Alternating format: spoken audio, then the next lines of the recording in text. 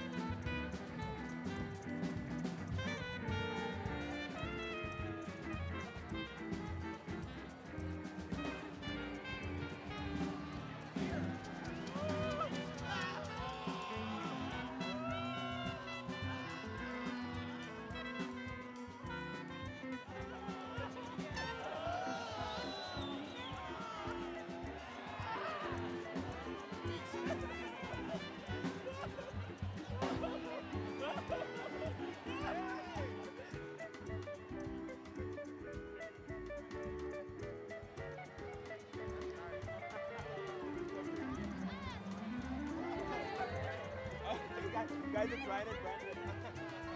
Guys, it's Ryan and Brandon. Oh. Right here.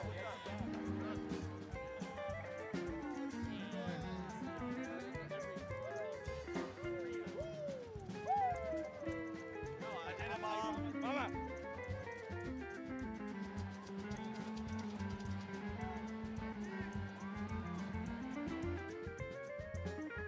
Hi, Mom.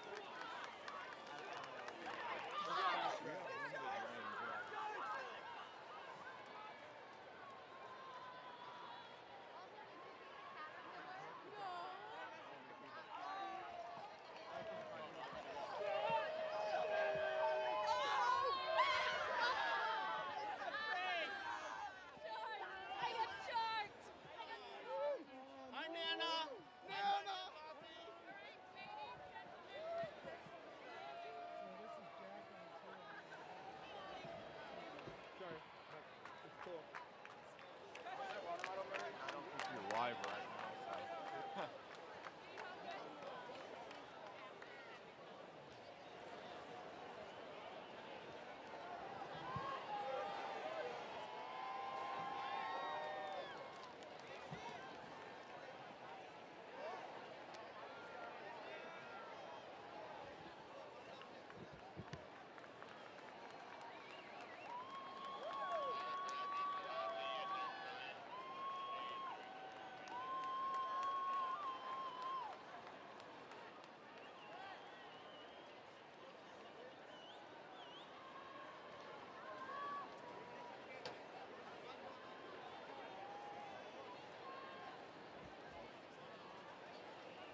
No one's coming out yet.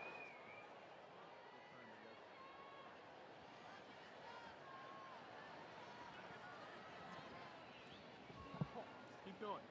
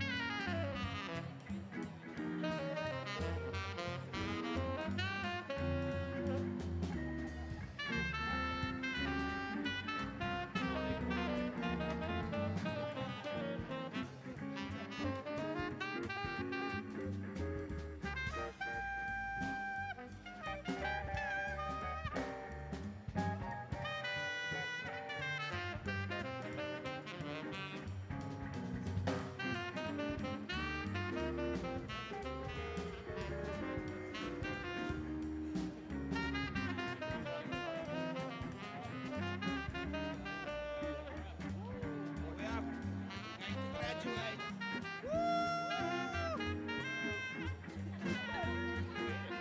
Hey.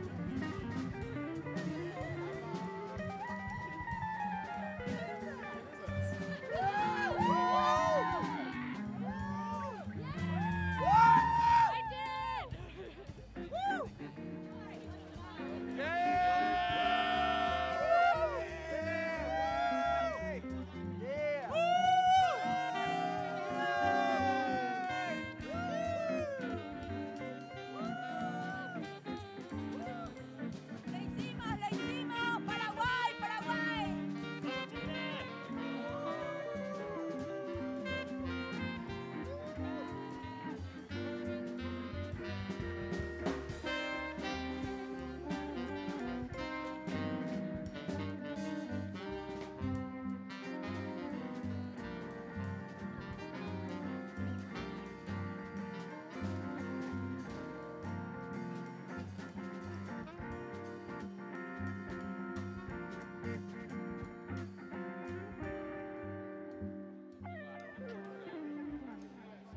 Voltou aqui, ó. Brasil! Valeu!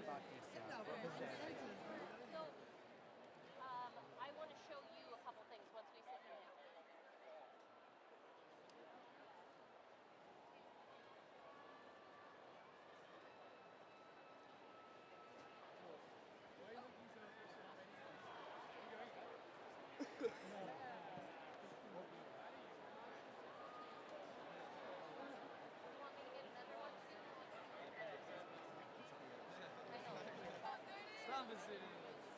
At some point,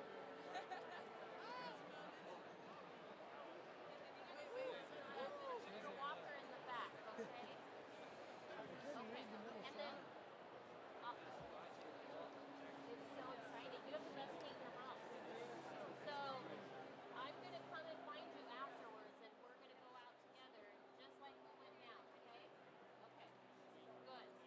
Of course.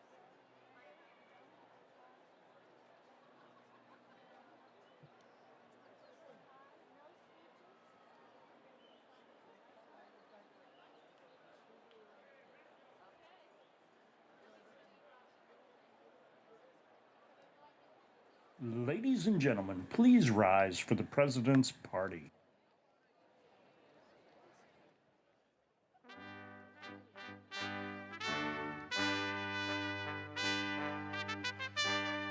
President's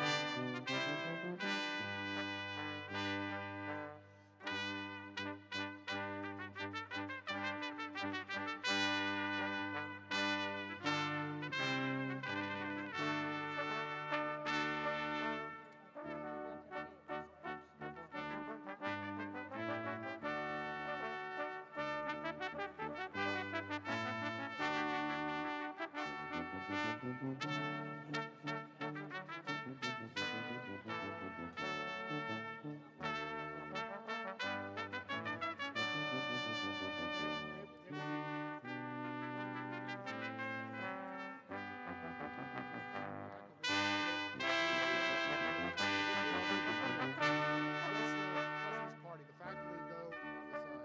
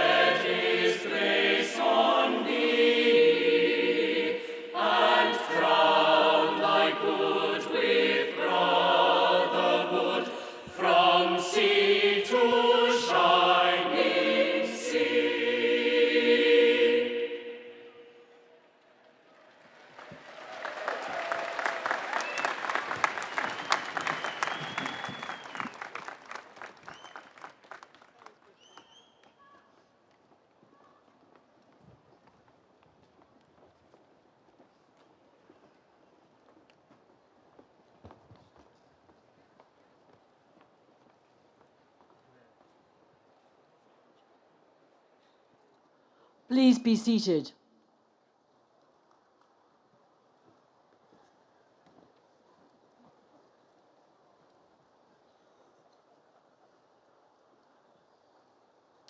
We take a moment of silence now for the invocation.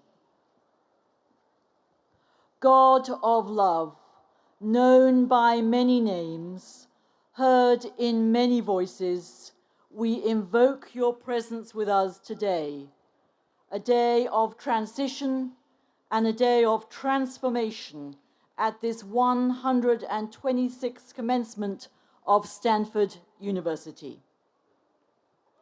We pause and give thanks for all that has been accomplished, for the wonder and joy of gifts shared and the sum of gathered experience in this place.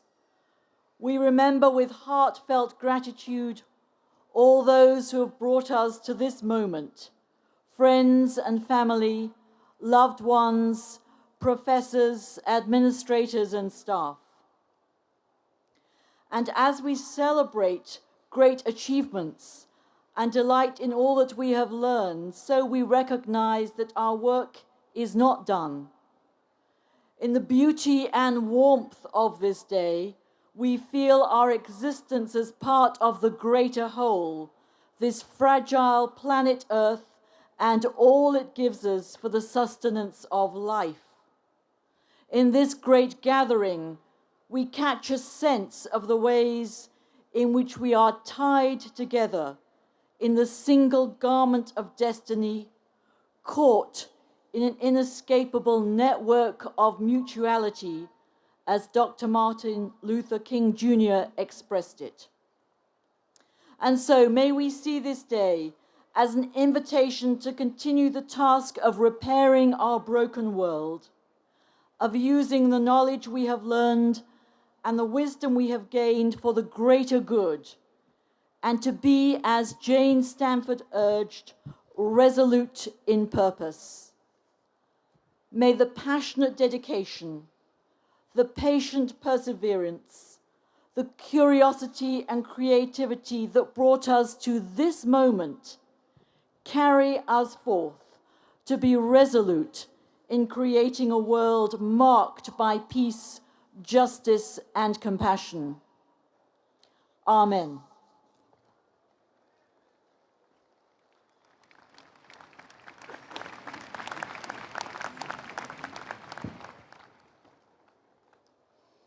Well, thank you, Dean Shaw. Graduating students, faculty colleagues, former and current trustees, government officials, distinguished guests, family, and friends. Today, we celebrate Stanford's 126th commencement. I warmly welcome all of you.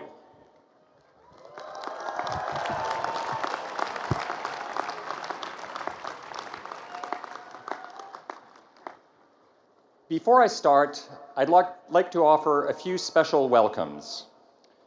We're joined by our outgoing chairman of the Board of Trustees, Steve Denning, and we're also joined by our incoming board chairman, Jeff Rakes. Thank you both for your tremendous commitment and service to Stanford.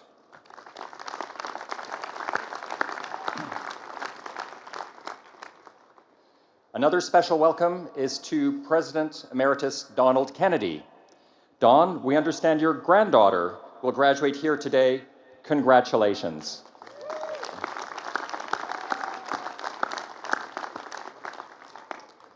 As well, a special welcome and deepest gratitude to my predecessor, President Emeritus John Hennessy, who will be able to watch commencement seated for the first time in 17 years.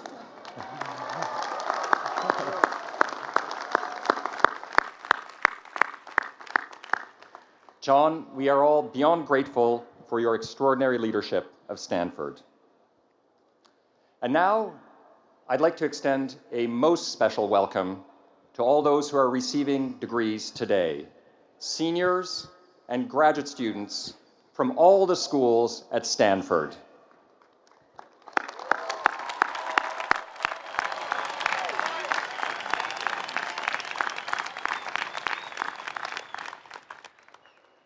Today, we shall award 1,659 bachelor's degrees.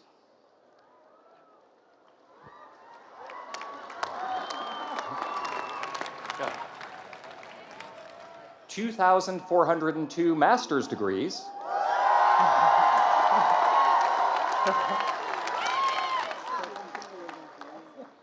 And not to be outdone, 1,021 doctoral degrees.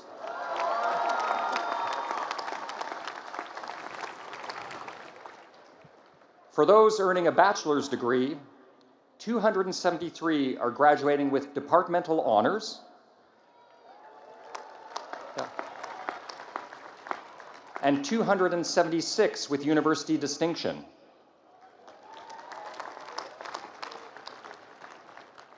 "86 have satisfied the requirements of more than one major, and 27 are graduating with dual bachelor's degrees.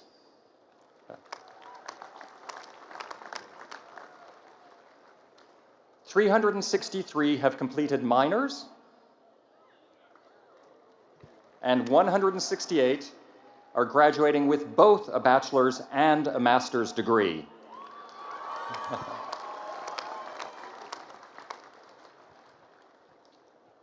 Stanford is committed to enrolling a student body that includes students from all around the world.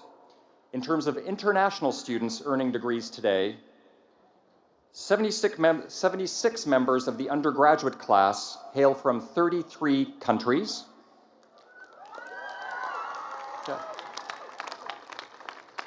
And at the graduate level, 76 countries are represented by 1,019 awardees of master's and doctoral degrees.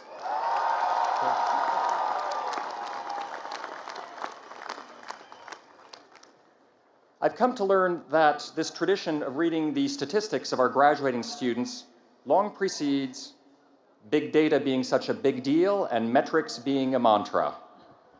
It's a tradition that I'm proud to continue because these numbers bring to life the extraordinary impact our university has and will have on our world by educating future citizens and leaders. Another tradition, perhaps by coincidence, is that Stanford's commencement often falls on Father's Day, as it does today.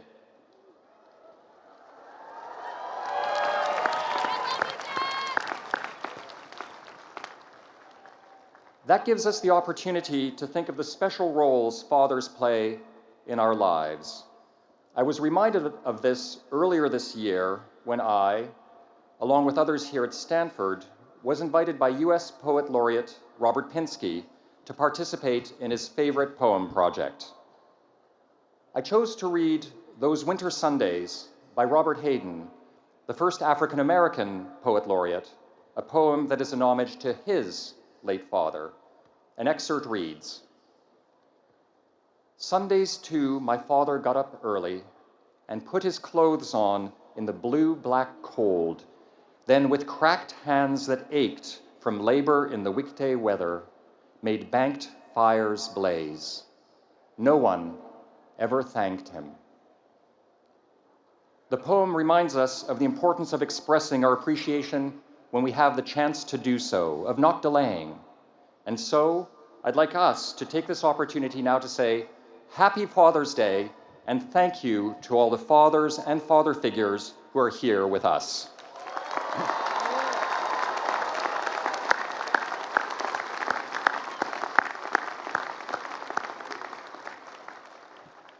Better still, to extend our appreciation, we will invoke yet another very special Stanford commencement tradition. As you all know, there are a number of people who have made your time at Stanford possible. Many are in the stands today or watching the ceremony from around the world via live stream. People who have supported, challenged, and encouraged you through the years. They include parents and grandparents, spouses and children, siblings, aunts and uncles, mentors and friends, everyone who has played a role in helping you get to Stanford or in helping you once you got here. Graduating students, I now invite you to please rise. Please think of all those who have supported you on your journey, turn to your family and friends if they're in the stands, or to those watching from around the world, and please join me in saying to them, thank you.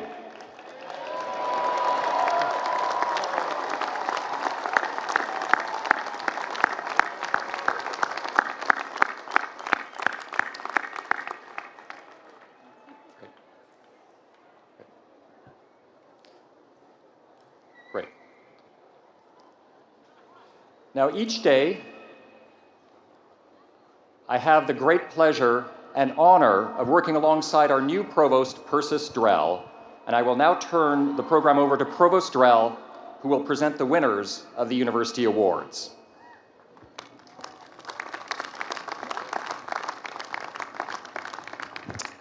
It is now my pleasure and privilege to present the Walter J. Gores Awards for Excellence in Teaching. Recommendations for these prizes and for the Lloyd W. Dinkelspiel Awards and the Kenneth M. Cuthbertson Awards were considered by a committee of faculty, students, and staff. I would like to ask the Gores Award winners to come to the stage at this time.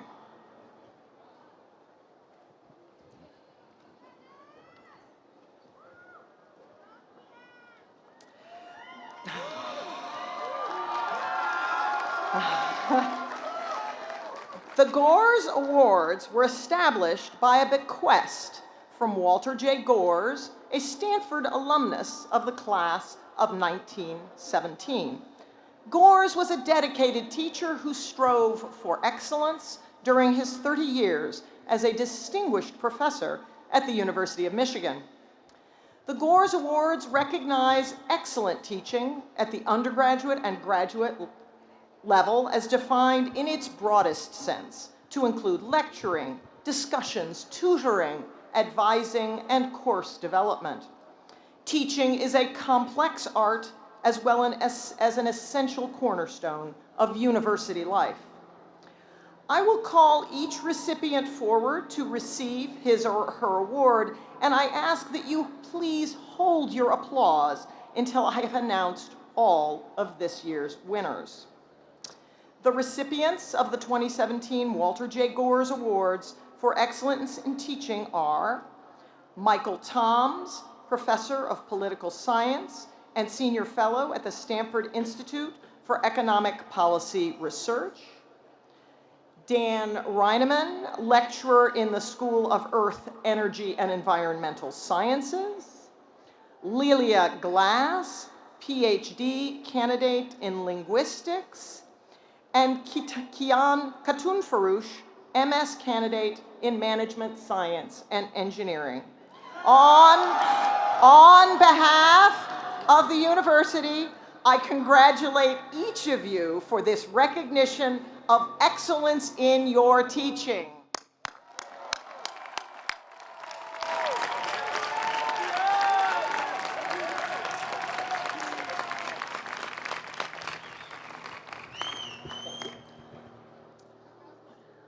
I would now like to ask the Dinkelspiel Award winners to come to the stage at this time.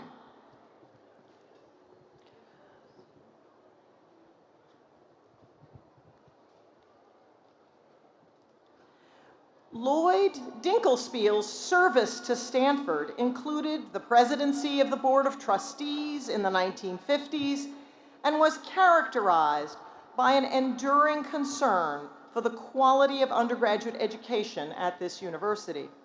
Shortly after he died in 1959, a memorial fund was established to endow the Lloyd W. Dinkelspiel Awards for distinctive contributions to undergraduate education. The recipients of the 2017 Lloyd W. Dinkelspiel Award for distinctive contributions to undergraduate education are Greg Boardman, Vice Provost for Student Affairs, Ross Vinook, Lecturer in Bioengineering, and Adam Shorin, BA candidate in American Studies. On behalf of the university, I congratulate you for this significant recognition of your contributions to undergraduate education.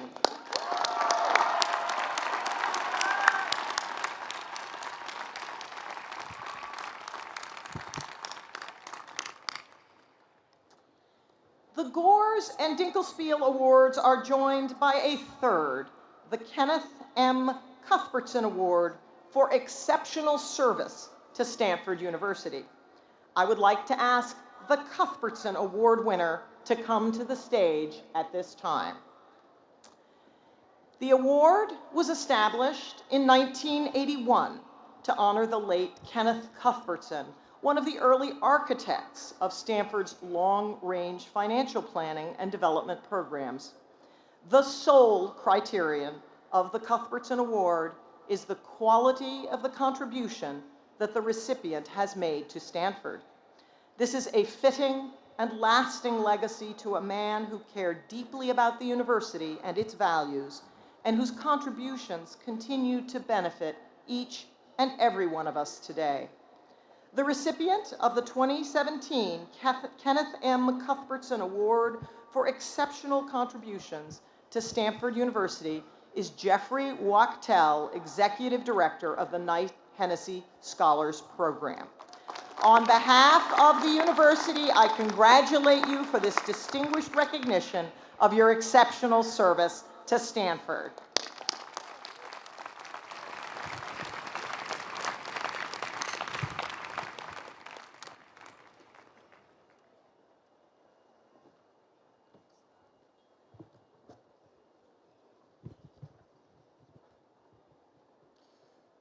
Today, I have the great honor of introducing our commencement speaker, Justice of the California Supreme Court, Mariano-Florentino Cuéllar.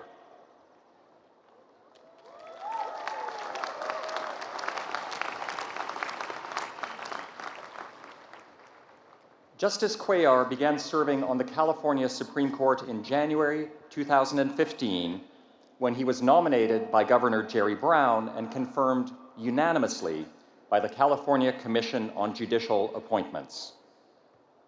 Justice Cuéllar's story is one of borders, but also one of boundless horizons. He was born in Matamoros, Mexico, a city within walking distance of the United States.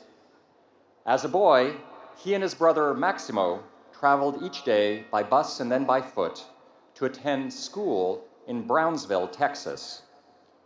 As he traveled from community to community and country to country, he took in the sights and sounds, including how they changed from the look of each city to the size of the roads to what the people were doing.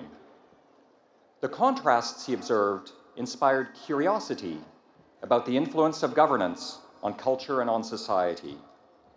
He also developed an appreciation for architecture, the beauty of historic buildings, and the utility of modern ones. Those moments of curiosity and contemplation led to intellectual inquiries and professional pursuits well beyond his early life on the border. To this day, those experiences are at the heart of his passion for working on problems involving law, public policy, and education. Justice Cuéllar and his brother were raised by parents who were both educators. The Cuéllar family eventually immigrated to the United States. They moved to another border city in California's Imperial Valley, where Justice Cuéllar graduated from Calexico High School. He went on to earn his undergraduate degree magna cum laude from Harvard in 1993. He then earned his law degree from Yale in 1997, and he saved the best for last when he earned his PhD in political science right here at Stanford in 2001.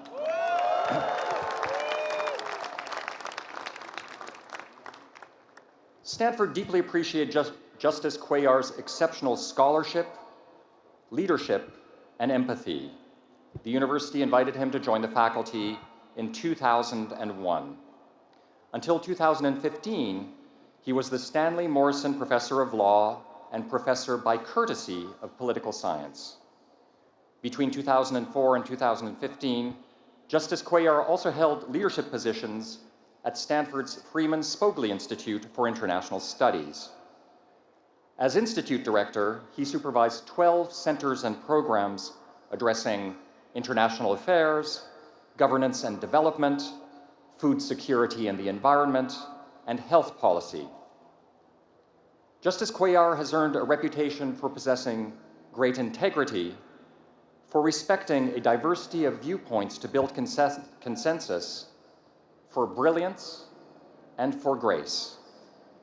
For these reasons, President Obama appointed him as Special Assistant to the President for Justice and Regulatory Policy. While on leave from Stanford to work at the White House, Justice Cuéllar's projects included negotiating bipartisan support to enact legislation to reduce disparities in drug sentencing, to give the FDA authority to protect children and youth from tobacco, to reform the FDA's Food Safety Authority for the first time in 70 years, and to repeal the military's Don't Ask, Don't Tell policy.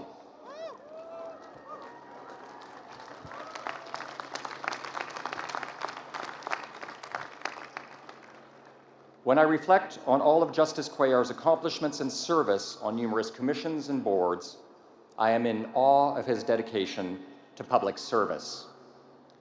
One of Justice Cuéllar's former Stanford colleagues, who was an appointee under President Ronald Reagan and President George H.W. Bush, said of Justice Cuéllar, "What he's interested in is practical solutions. He and I could serve in the same administration." In his own words, Justice Cuéllar has described his passion for his work by saying, "The world is as messy and complicated as it is beautiful and full of possibility. And my hope is to empower people to do great things." Please join me in warmly welcoming Stanford's 126th commencement speaker, Justice of the California Supreme Court, Mariano-Florentino Cuéllar.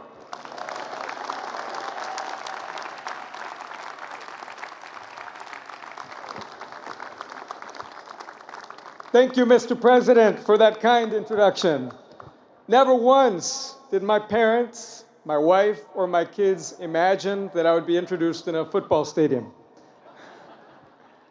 Mr. President, University Cellist in Chief and Provost Drell, staff who often don't get all the credit they deserve for keeping Stanford running, dynamic faculty colleagues, patient deans, relieved and proud parents who made today possible, and 17.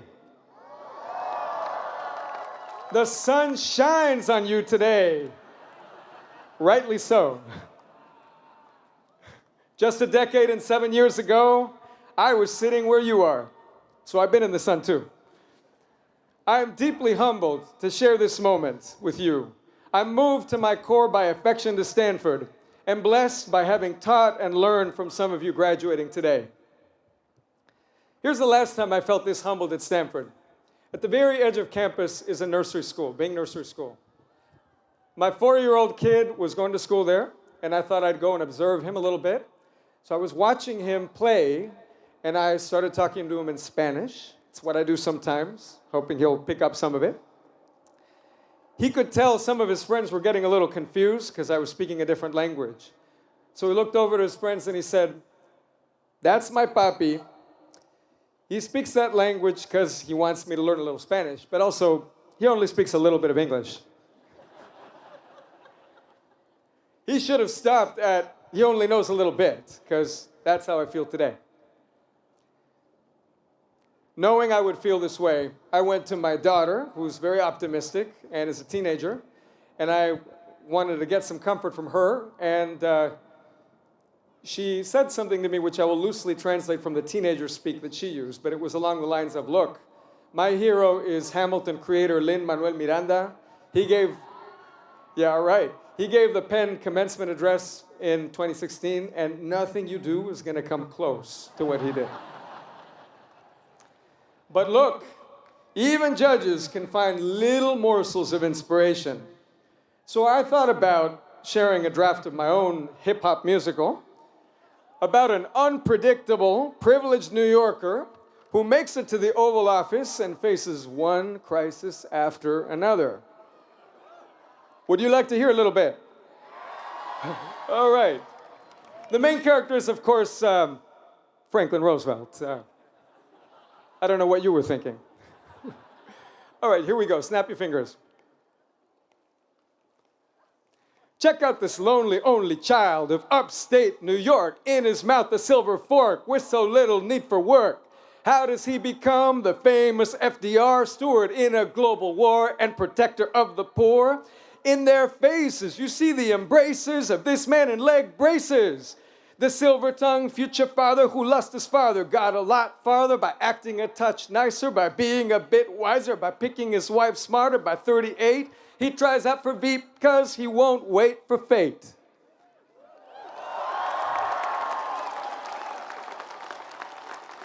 All right.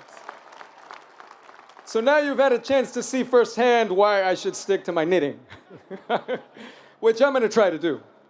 But to be clear, that bit about picking a spouse smarter than you, it worked for me. I recommend it. Roosevelt was nothing if not a deal maker, so I'm going to make a deal with you. If you keep at bay that little supercomputer in your pocket for just a few more minutes, I'm just going to take 12 more minutes, and then I'm going to sit down. What I'm going to do is I'm going to share 3 reflections, and then I'm going to ask you to remember one thing. It's about what makes it to the very core of your awareness and what's left at the edge. Then you're going to be on your way. My first reflection is about context, your good fortune, and mine. Think of the world as it stood when Franklin Delano Roosevelt was a baby.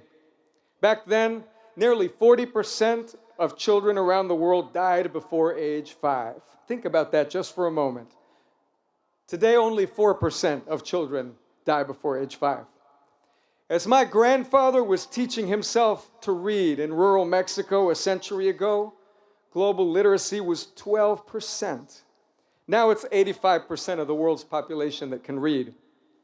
In her northern Mexican kitchen, my grandmother worked miracles with corn, cilantro, tomato, serrano peppers, and sadly, lard. Her own grandparents could scarcely imagine the bounty of nutrition at her fingertips.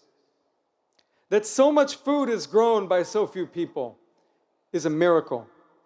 It's what makes it possible for us to study artificial intelligence and art history. We make so much water clean enough to drink that we literally shower in it.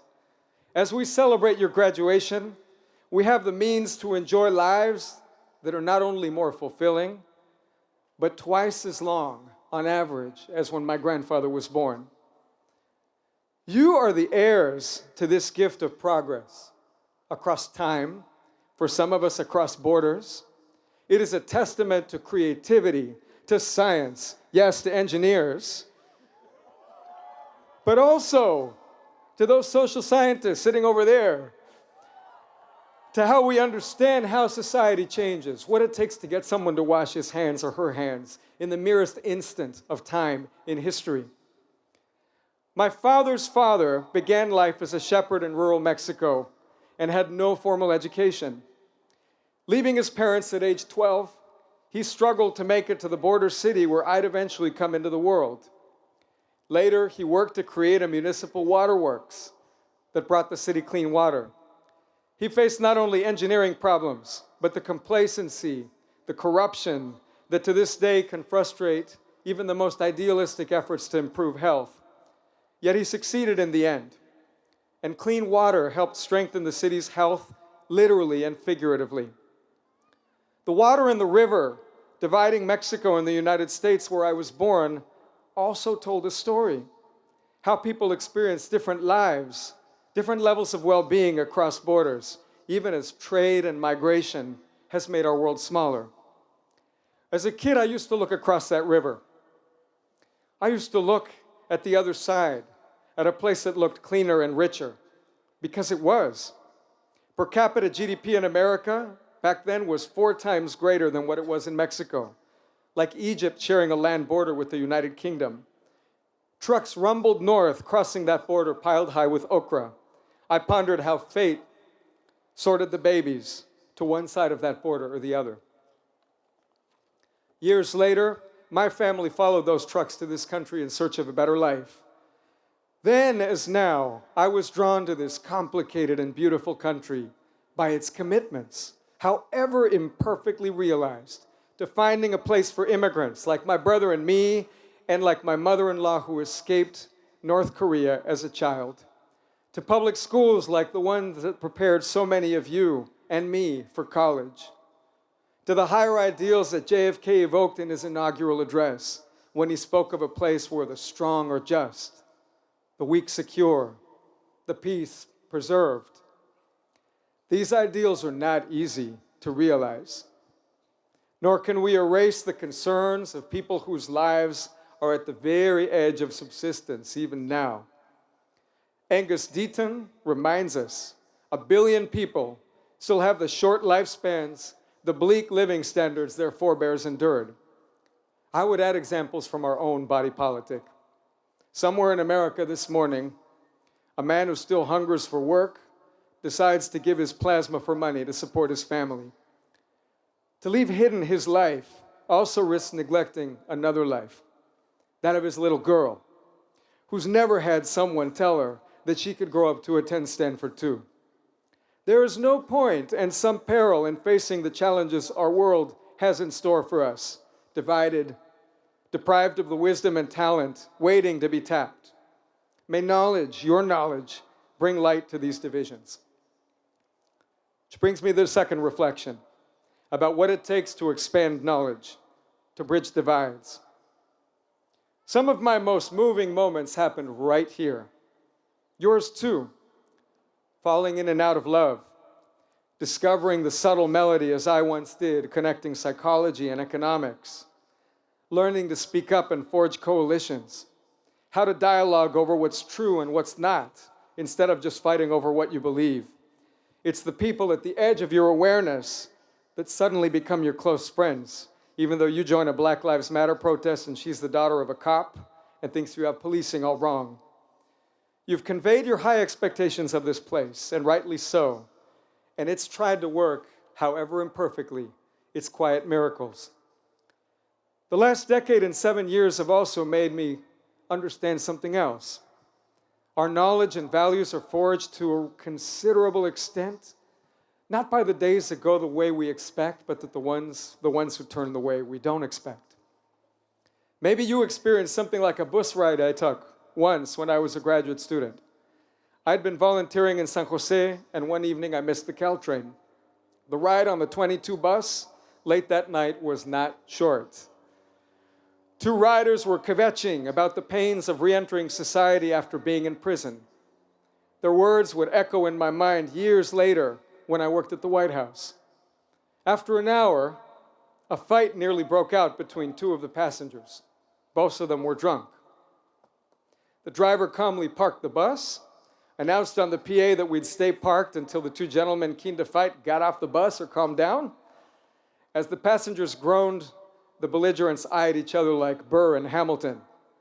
"I'm not throwing away my bus ride," said one, as I recall. The other retreated and scowled.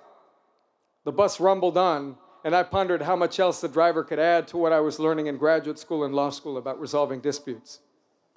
What these moments evoke is the difficulty of bridging divides between people who disagree or even want to fight, between ideas difficult to reconcile, or simply between ourselves and those we encounter, as some I have encountered over the years, with starkly different lives. Like the undocumented man with an American family sitting behind me on a Greyhound bus once, telling his life story to the man next to him, not realizing that man is an immigration agent who's going to detain him a few hours later in Brawley, California. The child of farm workers from the border who grows up to work on the Border Patrol and feels pride in her work. The man who no doubt loves his country just as much as I do, and for the life of him doesn't get why I'm so determined to make sure language is never a barrier to a domestic violence survivor who needs protection from our courts.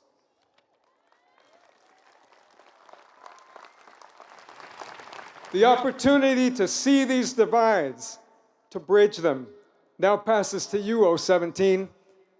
Take from your experience here what you need. Keep at it, because we rarely persuade people we don't understand. And keep playing your part in our shared effort to separate fact from fiction. Remember how much this endeavor pivots on guardians of integrity, like this university, guardians that depend on people who, as Learned Hand put it, do not carry a sword under a scholar's gown. My third reflection is about the value and varieties of public service. Architects sometimes say that the best architecture makes us forget how hard it works. So it is with the architecture of our civic life. In democracy, no leader is as important as the civic architecture he or she swears to protect and support. Aside from being a husband and a father and an American, being in public service has been the greatest privilege I've had. For any of us, these opportunities can take many forms. Strengthening one of these guardians of integrity in the media or in education, helping translate a scientist's findings into plans for keeping safe our food and water, growing a nonprofit that will enable that whip-smart little girl living in poverty to apply her talents that might not otherwise be discovered. The reward isn't fame, it's not personal gain, but it's a singular privilege to see how our civic architecture works, where it doesn't, how we protect and adapt it, using what we learn, our own hands, and an eye to nuance. You might do that by engaging with democracy, volunteering for a campaign that inspires you, as I once did. You might have to brace yourself, as I once did, to face the mix of hope and hostility from residents in a foreclosure-laden neighborhood. I was at a caucus in Nevada, watching an election take place, observing for the campaign I was supporting. At the very edge of my awareness, distracted by a smartphone, I saw how the caucus chair made a small rounding error, one I almost missed. Because I corrected the chair's mistake, a mistake that worked in my candidate's favor, the campaign I supported lost a delegate. What we gained protecting the process was worth far more. Please seek out these opportunities to share your good fortune. Listen for clues about how to reconcile our aspirations and our always messier realities. The choices we make in our civic lives don't always come pre-wrapped in bundles marked important, addressed to a judge or an FBI director. They come to the civil servant asked by her boss to ignore the rules, to the voter whose frustration begins degenerating into rancid cynicism. Time and again in public service, you're handed reminders of how institutions depend on acts or omissions. My grandfather died when I was 8. His dark brown eyes would be wide with wonder if he could take in our age of miracles.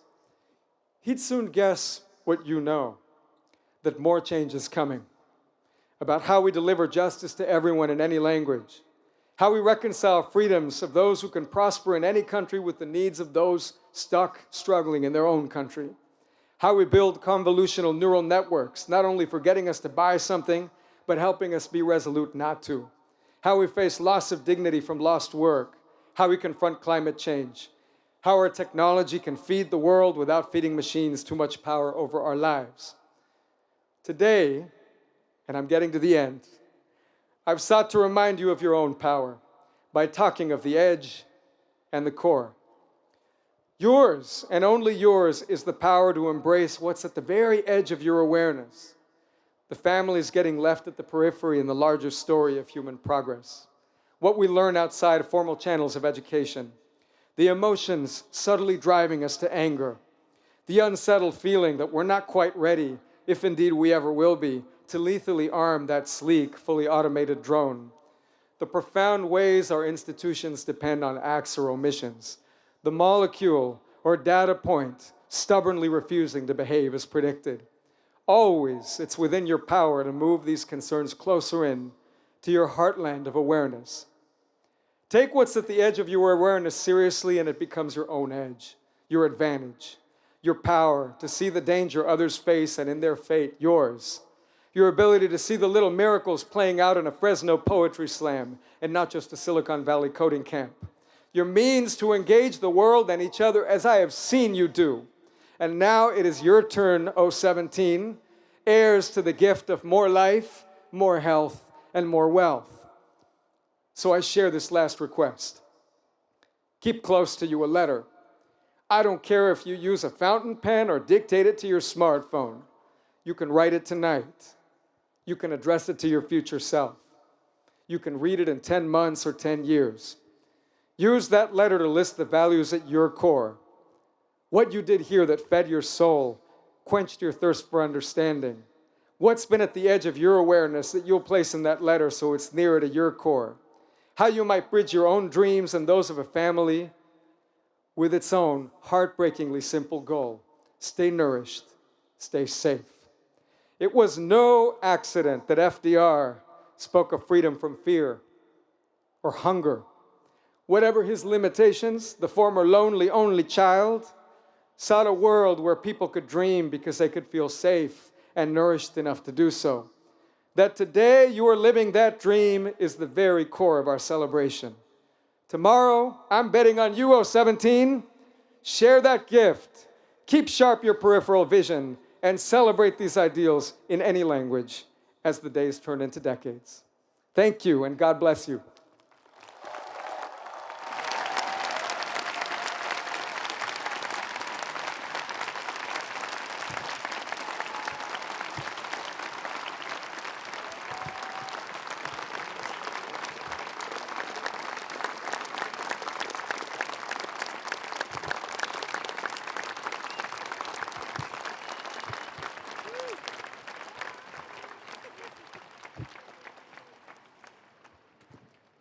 Well, thank you so much, Justice Cuéllar, for those inspiring remarks.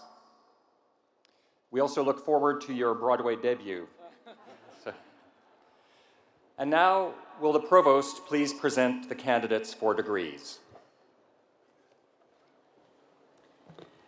Mr. President, first, I have the honor to recognize all those who have completed the requirements for master's and doctoral degrees. They will be presented to you by the deans of their schools.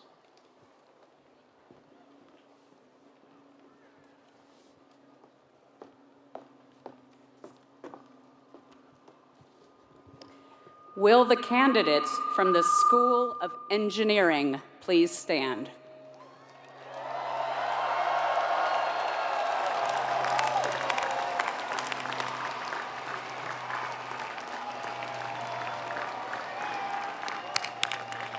Mr. President, I present to you those who have completed the requirements for the degrees of Master of Science, Engineer, and Doctor of Philosophy.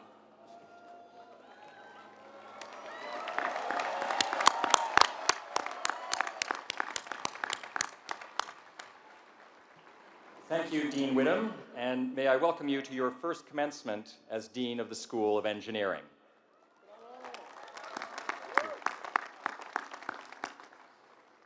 By the authority vested in me by the faculty and trustees of this university, I am delighted to confer publicly upon you the degrees for which you have been presented and to admit you to their rights, responsibilities, and privileges.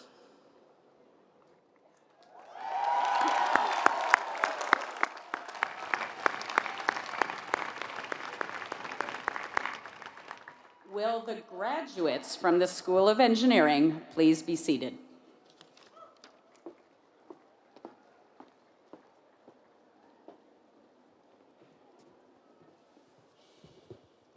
Will the candidates from the School of Law please rise?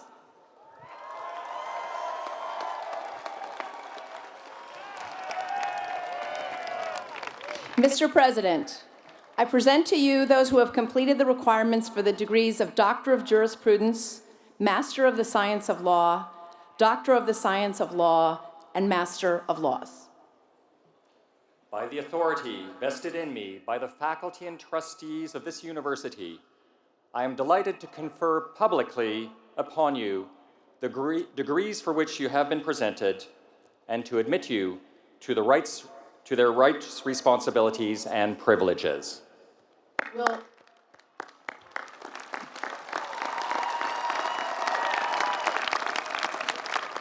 Will the graduates from the School of Law please be seated?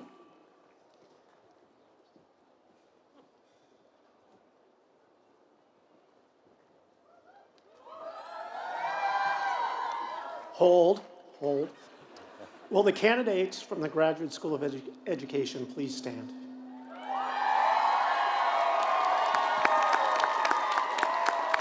Mr. President, I present to you those who have completed the requirements for the degrees of Master of Arts and Doctor of Philosophy.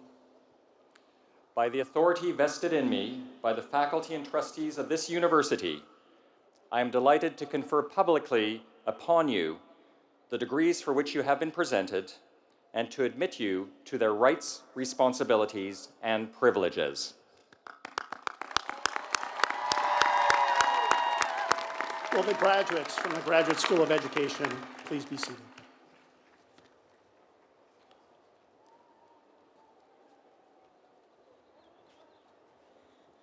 Will the candidates from the School of Humanities and Sciences please stand?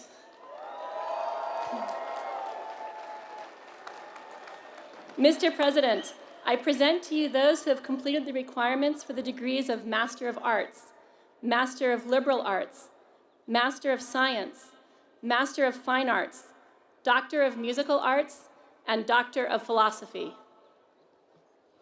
By the authority vested in me by the faculty and trustees of this university, I am delighted to confer publicly upon you the degrees for which you have been presented and to admit you to their rights, responsibilities, and privileges.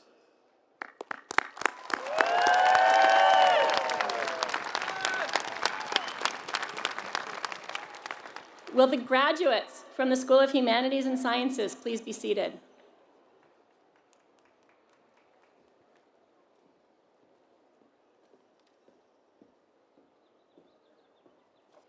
Will the candidates from the School of Earth, Energy, and Environmental Sciences please stand?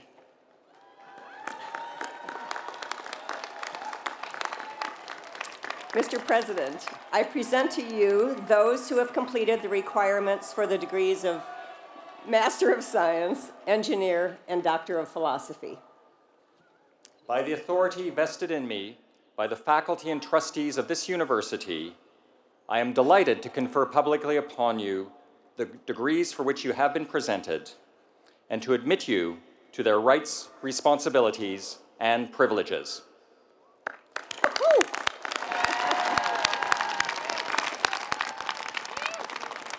Will the graduates from the School of Earth please be seated?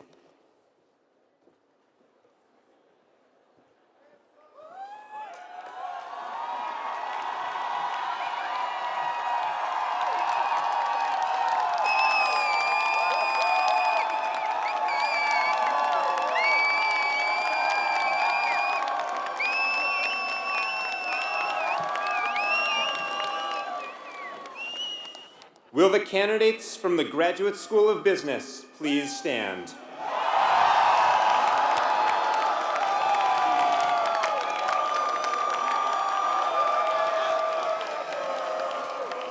Mr. President, I present to you those who have completed the requirements for the degrees of Master of Arts in Business Research, Master of Science in Management, Master of Business Administration, and Doctor of Philosophy. Thank you, Dean Levin, and may I welcome you to your first commencement as Dean of the Graduate School of Business. By the authority vested in me by the faculty and trustees of this university, I am delighted to confer publicly upon you the degrees for which you have been presented and to admit you to their rights, responsibilities, and privileges.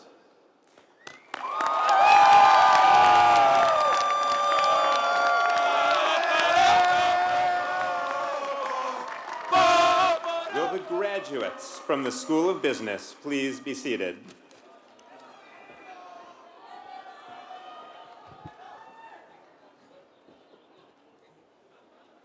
Will the candidates from the School of Medicine please stand?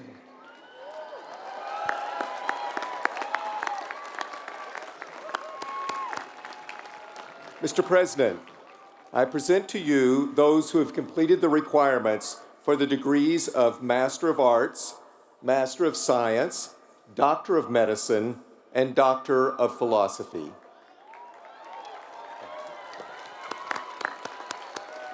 By the authority vested in me by the faculty and trustees of this university, I am delighted to confer publicly upon you the degrees for which you have been presented and to admit you to their rights, responsibilities, and privileges.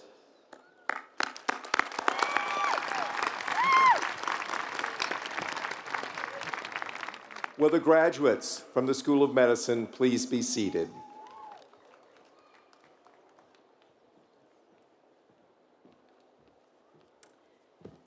And now, Mr. President, I have the honor to recognize all those who have completed the requirements for undergraduate degrees. Will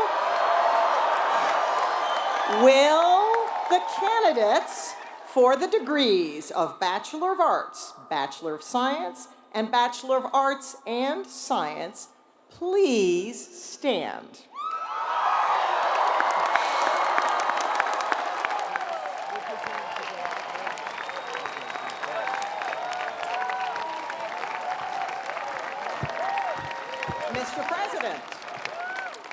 Mr. President, I present to you those who have completed the requirements for the Bachelor of Arts and the Bachelor of Science degrees and the Bachelor of Arts and Science degree. By the authority vested in me by the faculty and trustees of this university, I am delighted to confer public upon each of you the bachelor's degree and to admit you to its rights, responsibilities, and privileges.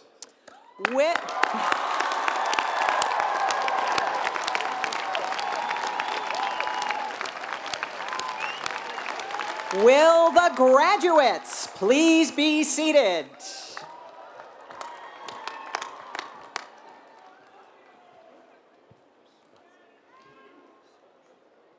Graduates of Stanford University, class of 2017, on behalf of the Stanford family, congratulations!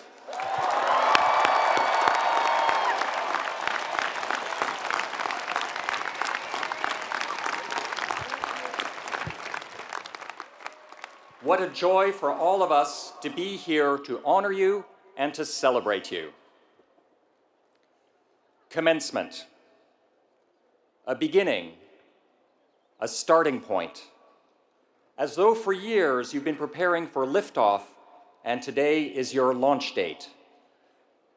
You're a very special class for many reasons. The Wacky Walk this year certainly displayed some of them. You're also very special because you share your day of commencement with another historic launch. On this very day, in 1983, NASA successfully launched the STS-7 Space Shuttle mission. Aboard the Space Shuttle was a Stanford alumna, Sally Ride.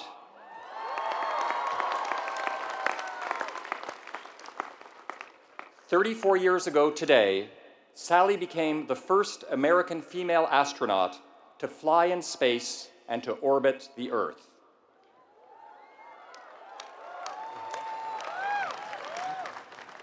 Given such a wonderful coincidence, I thought we might look to Sally's trajectory for inspiration as we celebrate this spectacular moment in your trajectory. Sally's story is one of preparation, launch, orbit, and landing. Let's take a look at each one in turn. Like yours, a big part of Sally's preparation started right here at Stanford. Sally received 4 degrees from Stanford, 2 undergraduate and 2 graduate, in English and in physics. She originally wanted to be a professional tennis player, not an astronaut. She'd later joke, "What kept me from becoming a professional tennis player was my forehand." During her doctoral degree, Sally saw an ad in the Stanford Daily inviting women to apply for NASA's astronaut program. While women, including women of color, were pivotal to the space program's success, the astronaut corps had yet to include a woman. Our aspiring tennis player turned astrophysicist applied and was accepted. When the space shuttle launched and headed towards orbit, Sally could be heard through the radio saying, "This sure is fun." That moment required a lot more than just 500,000 gallons of fuel and a combined maximum thrust of 1.2 million pounds. Sally had completely devoted herself to being an excellent student throughout her undergraduate and graduate studies here on campus.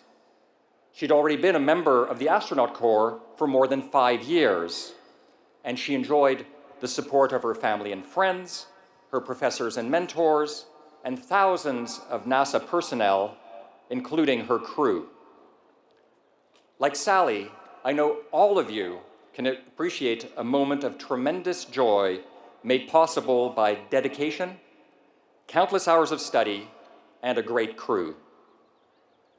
Graduates, this weekend is your moment to celebrate, and we all know what an extraordinary effort you put into making this day possible. I won't try to quantify the number of pages you've read, papers you've turned in, problem sets you've solved, or the amount of caffeine you've ingested. We know that the support offered by your family and friends and the gratitude you feel for them is also beyond measure.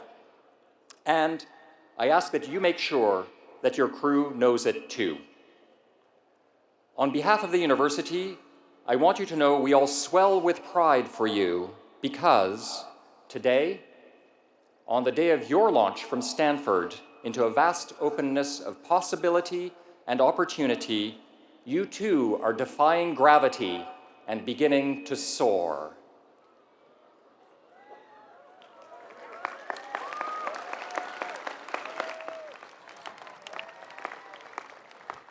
Once in orbit, Sally Ride got her first view of the Earth. She noted the beauty of the Himalayas that seemed to be reaching up to touch her. She was struck by the sight of rivers in the moonlight and fires along the coasts of the African continent. She reflected, "It is so clear from that perspective how fragile our existence is." Most astronauts, when they see the Earth from space, express much the same awe as Sally. They're moved by the Earth's beauty and humbled by the precariousness of our lives. Graduates, to whatever heights you aspire, whether through expressing creativity, committing to service, building a family, advancing knowledge, driving innovation, leading organizations, give yourself space, step out of the fray, appreciate, and be humbled by the beauty of life and the delicate connections between your life and the lives of others. Now seems an especially important time in history for humility. Our world today faces many challenges that require great perspective and perseverance. We face still untreatable diseases, unprecedented environmental degradation, political turmoil, socioeconomic injustices, and so much more. Times of tension or retrenchment, which threaten to devolve into antagonism, provide us a renewed opportunity to offer empathy and to build community. In order to achieve these, I hope you will choose to sincerely seek to understand others rather than to quickly judge and criticize. I hope you will choose to respectfully listen to contrary views and challenge accepted notions. I hope you will choose to be creative, curious, and humbled by the potential of our global interconnectedness. May you continue to embody Stanford's pursuit of excellence to benefit all of humanity through your endeavors. And may you fulfill the vision of our founders, who asked of all Stanford students that you be true to the best you know. After orbiting the Earth 95 times and traveling more than 2 million miles in 6 days, Sally Ride and the crew of the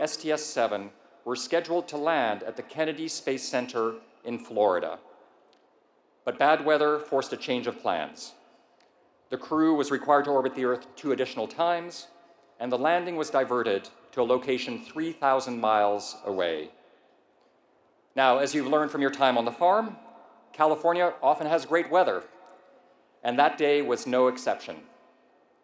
The STS-7 crew touched down safely after 6 hours south of here at the Edwards Air Force Base, which meant Sally Ride landed in her home state. Graduates, the unexpected often provides new insights and opportunities.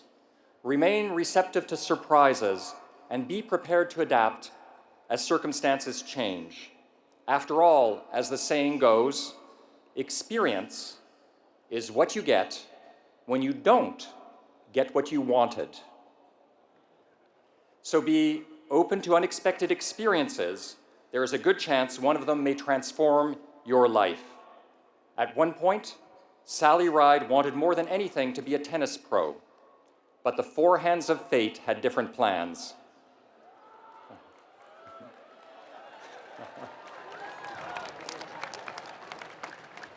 That apparent setback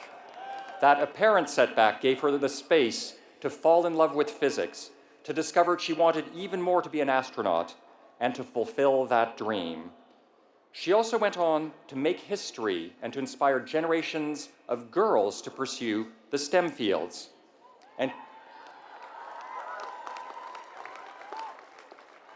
And she reinforced the idea that Stanford is a great place for women to study science.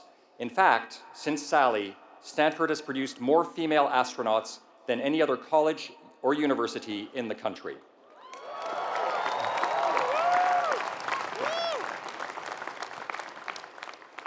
As Sally's story illustrates, sometimes our paths become more purposeful and gain more meaning through our experiences of detour and disappointment.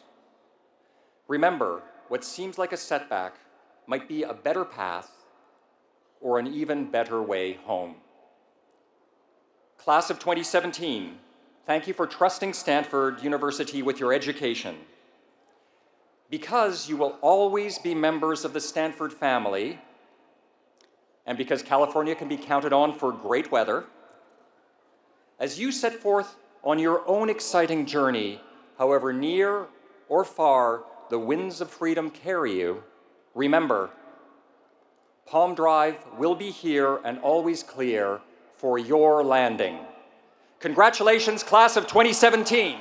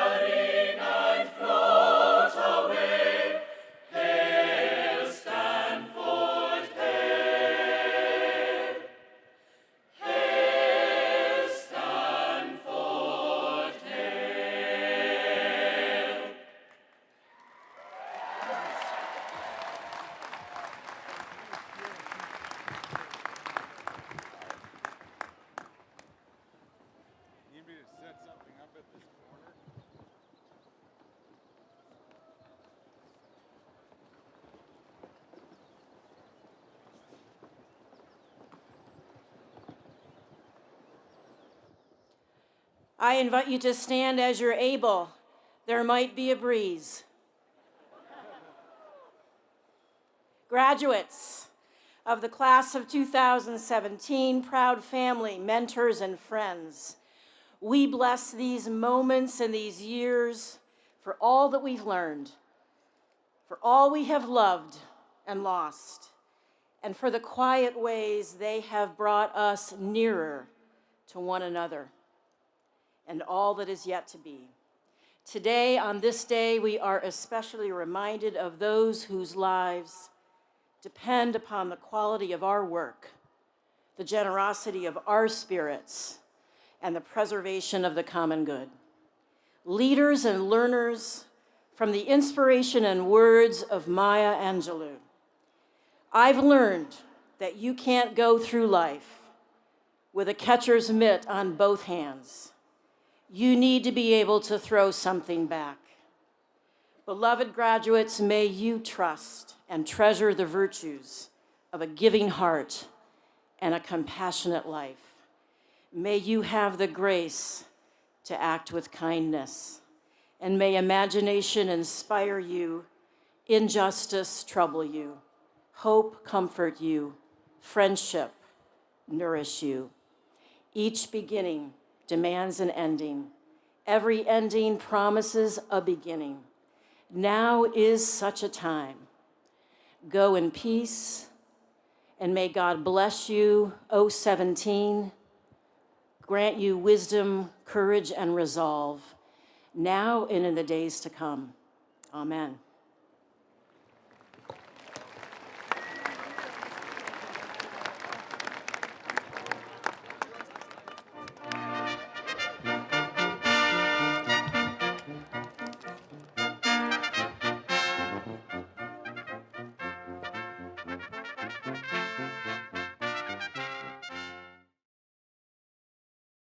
For more, please visit us at stanford.edu.